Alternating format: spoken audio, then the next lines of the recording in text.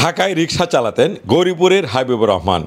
রিকশা চালানোকালে ঢাকার ধানমন্ডিতে দেখা মিলে বিশিষ্ট সাংবাদিক জয়ী মামুনের সাথে। একজন বৃদ্ধ মানুষ প্রচণ্ড গরমে রিকশা চালাচ্ছেন দেখে মানবিক কারণে তার সাথে কথা বলেন সাংবাদিক জয়ী মামুন। এবং সামাজিক যোগাযোগ মাধ্যমে জয়ী মামুনের ফেসবুক পেজে একটি পোস্ট বৃদ্ধ রিকশা চালক হাবিবুর রহমানের ভাগ্য বদলে দিয়েছে। প্রধানমন্ত্রী কার্যালয় থেকে রিকশা চালক হাবিবুর রহমান এখন একটি বাড়ি পেতে যাচ্ছেন। পাশাপাশি ময়মনসিংহ জেলা প্রশাসকের পক্ষ থেকে একটি ব্যাটারি চালিত ইজি বাইক উপহার হিসেবে পেয়েছেন।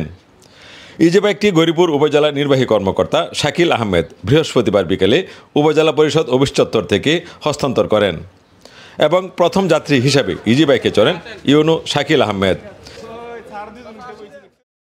এবং তিনি ইজি বাইক থেকে নেমে প্রথম যাত্রী হিসাবে ভাড়াও পরিশোধ করেন। ইজি বাইক পেয়ে খুবই আনন্দিত গৌরীপুরের সহনাটি ইউনিয়নের সোনাকান্দি গ্রামের হাবিবুর রহমান।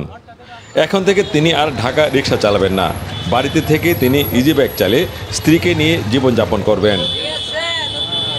পাশে যে লোকটাকে দেখছেন হাবিবুর রহমান, তার বাড়ি গৌরীপুরের সহনাটিতে। তো উনি ঢাকায় আসলে এই বৃদ্ধ বয়সে ঢাকায় রিকশা চালাচ্ছিলেন একটা সময়। তো তার প্রেক্ষাপটে উনি যখন বিখ্যাত সাংবাদিক জয়ী মামুন উনাকে দেখে একটা রিপোর্ট করলেন, সেটা আমাদের মাননীয় প্রধানমন্ত্রীর যে মুখ্য সচিব মহোদয় তার দৃষ্টিগোচর হয় এবং তার প্রেক্ষাপটে আশ্রয়ণ প্রকল্পের পিডি স্যারের মাধ্যমে জেলা প্রশাসক মহোদয়কে জানানো হয় বিষয়টা।